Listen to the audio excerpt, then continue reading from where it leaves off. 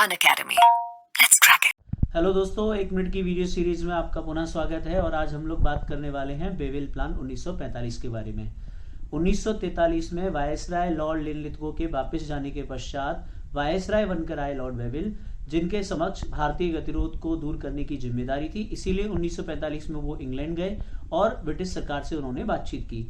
British सरकार से बात करने के पश्चात वो भारत लौटे और 14 जून 1945 को उन्होंने भारतीयों के समक्ष एक योजना प्रस्तुत की, जो उनके नाम पर कहलाती है वेवेल योजना या वेवेल प्लान।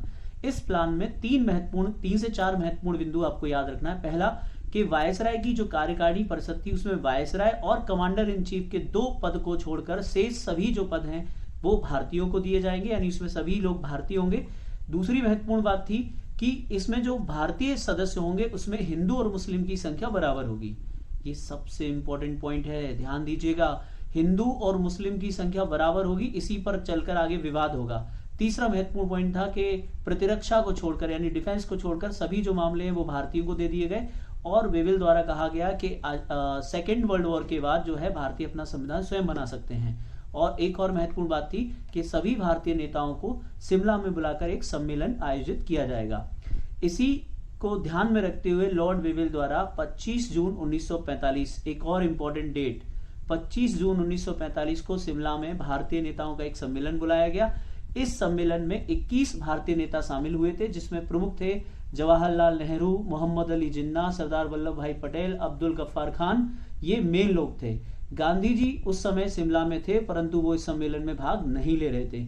अब जो इसमें 2 महत्वपूर्ण बिंदु हैं उन पर भी ध्यान दीजिएगा कि इसमें कांग्रेस का नेतृत्व किया था मौलाना अबुल कलाम आजाद ने और मुस्लिम लीग का नेतृत्व किया था मोहम्मद अली जिन्ना ने।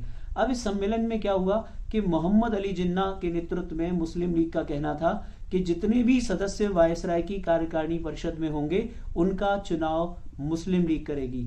सिर्फ यही एक बात है जिसकी वजह से यह सम्मेलन असफल रहा।